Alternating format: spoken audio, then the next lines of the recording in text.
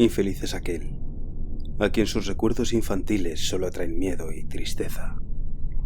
Desgraciado aquel que vuelve la mirada hacia horas solitarias, en vastos y lúgubres recintos de cortinados marrones y alucinantes hileras de antiguos volúmenes, o hacia pavorosas vigilias a la sombra de árboles descomunales y grotescos, cargados de enredaderas que agitan silenciosamente en las alturas sus ramas retorcidas. Tal es lo que los dioses me destinaron a mí, el aturdido, el frustrado, el estéril, el arruinado y, sin embargo, me siento extrañamente satisfecho y me aferro con desesperación a esos recuerdos marchitos cada vez que mi mente amenaza con ir más allá, hacia el otro. No sé dónde nací, salvo que el castillo era infinitamente horrible, lleno de pasadizos oscuros y con altos cielos rasos, donde la mirada solo hallaba telarañas y sombras. Las piedras de los agrietados corredores estaban siempre odiosamente húmedas, y por doquier se percibía un olor maldito, como de pilas de cadáveres de generaciones muertas. Jamás había luz, por lo que solía encender velas y quedarme mirándolas fijamente, en busca de alivio. Tampoco afuera brillaba el sol, ya que esas terribles arboledas se elevaban por encima de la torre más alta. Una sola, una torre negra, sobrepasaba el ramaje y salía al cielo abierto y desconocido, pero estaba casi en ruinas y solo se podía ascender a ella por un escarpado muro, poco menos que imposible de escalar. Debo haber vivido años en ese lugar, pero no puedo medir el tiempo. Seres vivos debieron haber atendido a mis necesidades, y sin embargo, no puedo rememorar a persona alguna excepto yo mismo, ni ninguna cosa viviente salvo ratas, murciélagos y arañas, silenciosos todos. Supongo que quien quiera me haya cuidado debió haber sido asombrosamente viejo, puesto que mi primera representación mental de una persona viva fue la de algo semejante a mí, pero retorcido, marchito y deteriorado como el castillo. Para mí no tenían nada de grotescos los huesos y los esqueletos esparcidos por las criptas de piedra cavadas en las profundidades de los cimientos. En mi fantasía asociaba estas cosas con los hechos cotidianos y los hallaba más reales que las figuras en colores de seres vivos que veía en muchos libros mohosos. En estos libros aprendí todo lo que sé. Maestro alguno me urgió o me guió, y no recuerdo haber escuchado en todos estos años voces humanas, ni siquiera la mía, ya que, si bien había leído acerca de la palabra hablada, nunca se me ocurrió hablar en voz alta. Mi aspecto era asimismo una cuestión ajena a mi mente, ya que no había espejos en el castillo, y me limitaba por instinto a verme como un semejante de las figuras juveniles que veía dibujadas o pintadas en los libros. Tenía conciencia de la juventud a causa de lo poco que recordaba. Afuera, tendido en el pútrido foso, bajo los árboles tenebrosos y mudos, solía pasarme horas enteras soñando lo que había leído en los libros.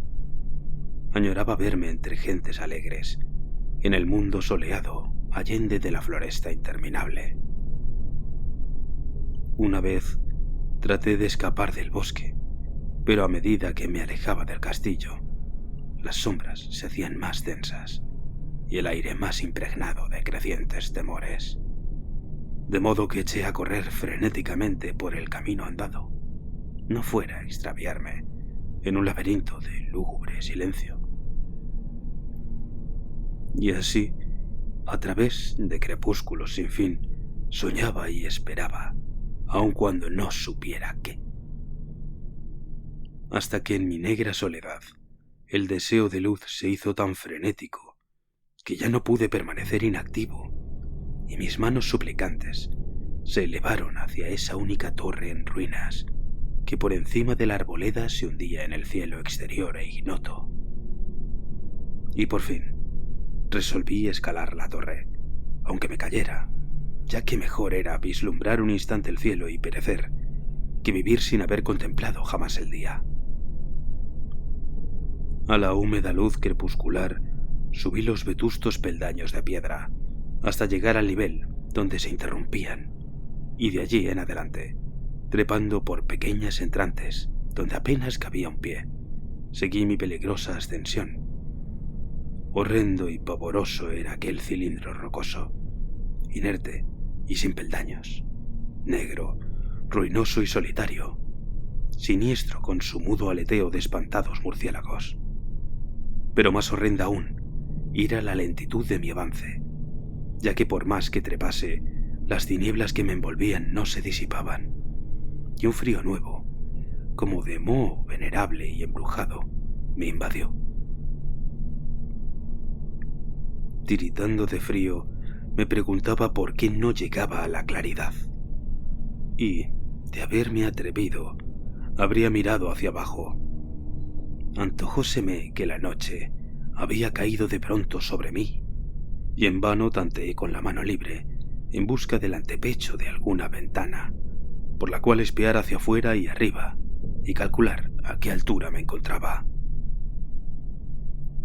De pronto, al cabo de una interminable y espantosa ascensión a ciegas por aquel precipicio cóncavo y desesperado, sentí que la cabeza tocaba algo sólido.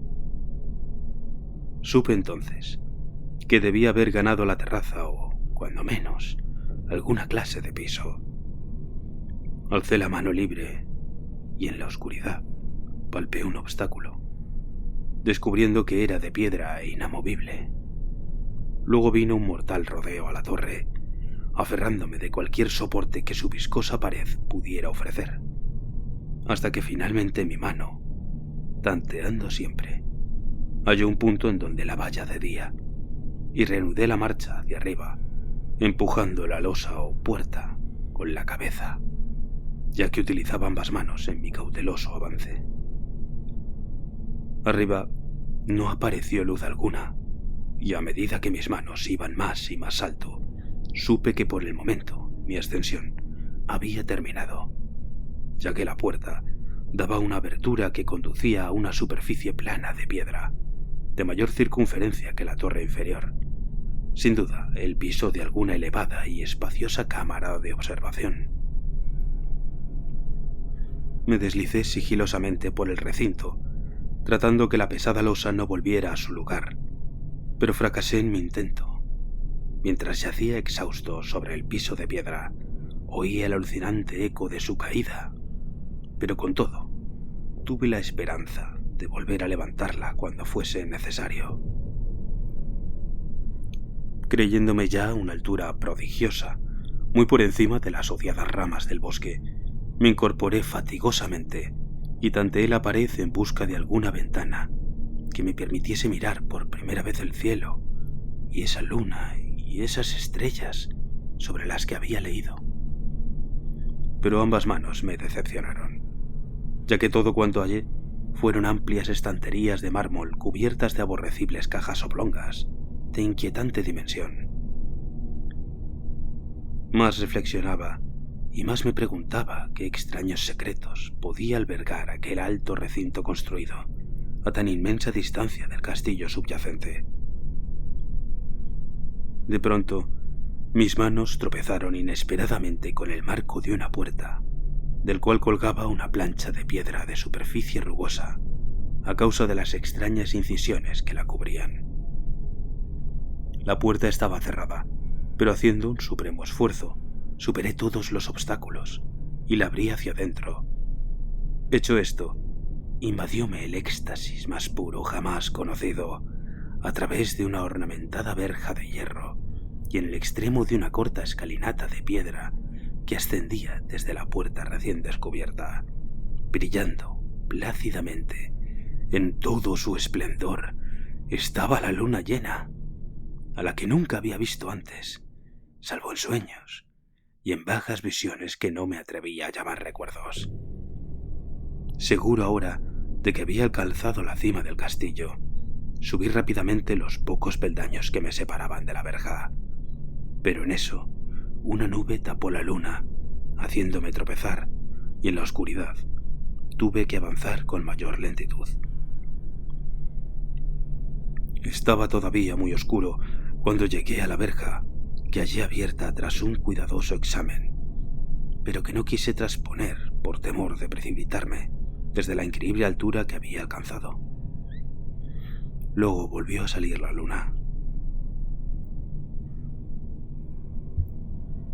De todos los impactos imaginables, ninguno tan demoníaco como el de lo insondable y grotescamente inconcebible. Nada de lo soportado antes podía compararse al terror de lo que ahora estaba viendo, de las extraordinarias maravillas que el espectáculo implicaba. El panorama en sí era tan simple como asombroso, ya que consistía meramente en esto. En lugar de una impresionante perspectiva de copas de árboles vistas desde una altura imponente, se extendía a mi alrededor, al mismo nivel de la verja, nada menos que la tierra firme, separada en compartimentos diversos por medio de lajas de mármol y columnas, y sombreada por una antigua iglesia de piedra, cuyo devastado capitel brillaba fantasmagóricamente a la luz de la luna. Medio inconsciente, abrí la verja y avancé bamboleándome por la senda de grava blanca que se extendía en dos direcciones. Por aturdida y caótica que estuviera mi mente, persistía en ella ese frenético anhelo de luz. Ni siquiera el pasmoso descubrimiento de momentos antes podía detenerme. No sabía, ni me importaba, si mi experiencia era locura, enajenación o magia, pero estaba resuelto a ir en pos de la luminosidad y alegría a toda costa. No sabía quién o qué era yo, ni cuáles podían ser mi ámbito y mis circunstancias. Sin embargo, a medida que proseguía mi tambaleante marcha, se insinuaba en mí una especie de tímido recuerdo latente que hacía mi avance no del todo fortuito, sin rumbo fijo, por campo abierto. Unas veces sin perder de vista el camino, otras abandonándolo para internarme, lleno de curiosidad, por praderas en las que solo alguna ruina ocasional revelaba la presencia, en tiempos remotos, de una senda olvidada. En un momento dado, tuve que cruzar a nado un rápido río, cuyos restos de mampostería agrietada y mohosa hablaban de un puente mucho tiempo atrás desaparecido. Habían transcurrido más de 2 horas cuando llegué a lo que aparentemente era mi meta, un venerable castillo cubierto de hiedras, enclavado en un gran parque de espesa arboleda, de alucinante familiaridad para mí, y sin embargo, lleno de intrigantes novedades. Vi que el foso había sido rellenado y que varias de las torres que yo bien conocía estaban demolidas, al mismo tiempo que se erguían nuevas alas que confundían al espectador. Pero lo que observé con el máximo interés y deleite fueron las ventanas abiertas, inundadas de esplendorosa claridad, y que enviaban al exterior ecos de la más alegre de las francachelas. Adelantándome hacia una de ellas, miré el interior y vi un grupo de personas extrañamente vestidas que departían entre sí con gran jarana. Como jamás había oído la voz humana, apenas si podía adivinar vagamente lo que decían. Algunas caras tenían expresiones que despertaban en mí remotísimos recuerdos. Otras me eran absolutamente ajenas. Salté por la ventana y me introduje en la habitación, brillantemente iluminada, a la vez que mi mente saltaba del único instante de esperanza al más negro de los desalientos. La pesadilla no tardó en venir, ya que, no bien entré, se produjo una de las más aterradoras reacciones que hubiera podido concebir. No había terminado de cruzar el umbral cuando cundió entre todos los presentes un inesperado y súbito pavor, de horrible intensidad, que distorsionaba los rostros y arrancaba de todas las gargantas los chillidos más espantosos. El desbande fue general, y en medio del griterío y del pánico, varios sufrieron desmayos, siendo arrastrados por los que huían enloquecidos.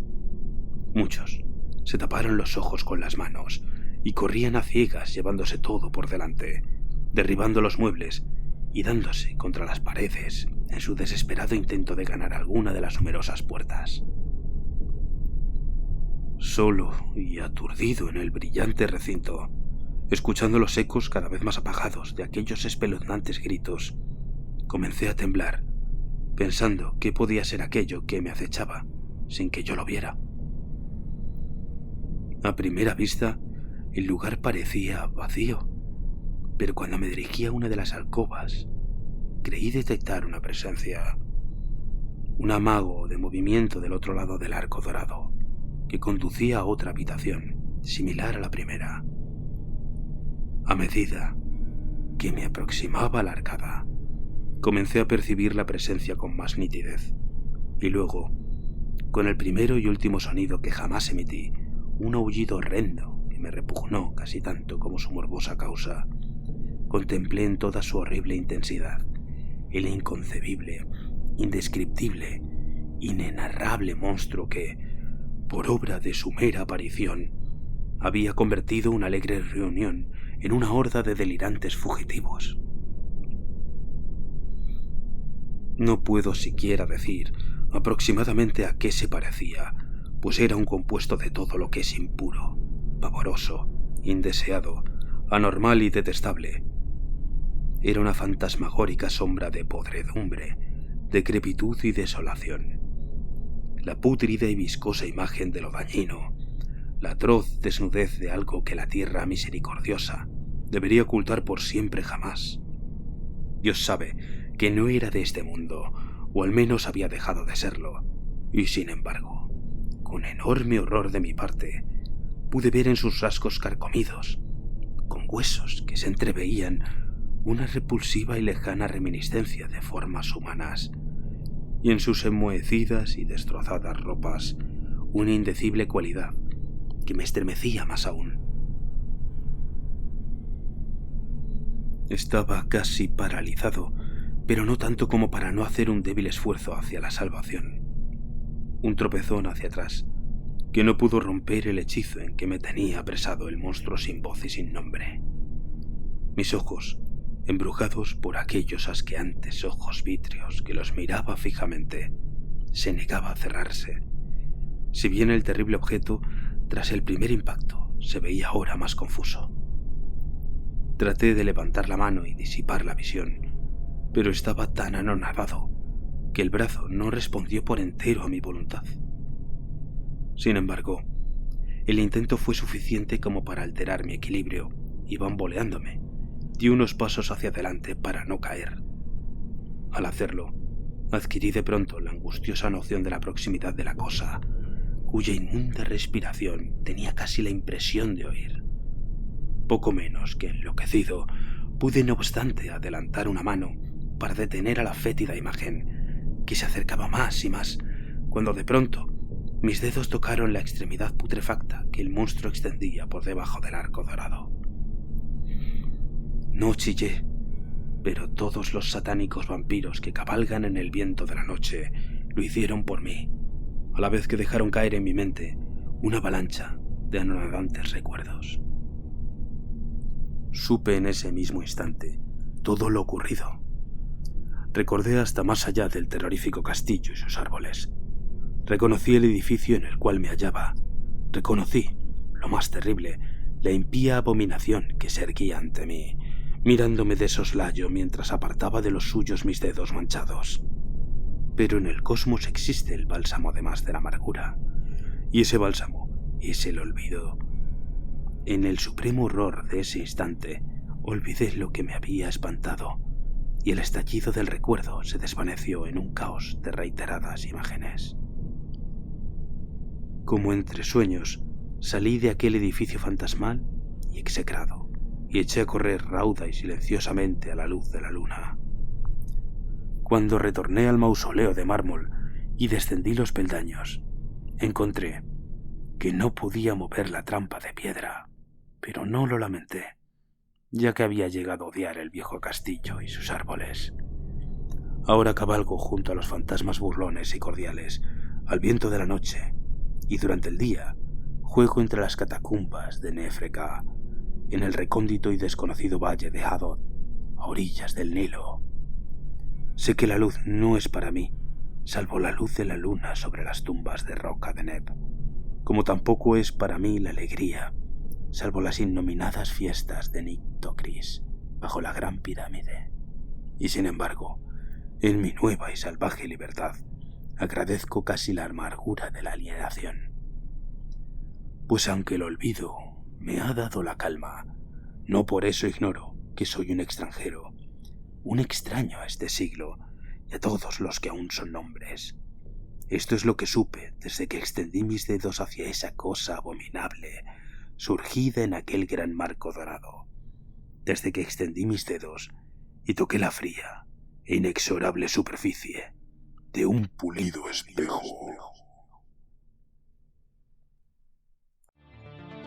Hola y gracias por escucharme. Espero que hayas disfrutado de la narración de hoy. Siempre estoy buscando nuevas historias que contar. ¿Hay algún relato que te gustaría oír? ¿Algún caso o tema que te apasione? No dudes en dejar tus sugerencias en los comentarios. Tus ideas son invaluables para mí y este canal se nutre de tus pensamientos y creatividad. Muchas gracias y un abrazo.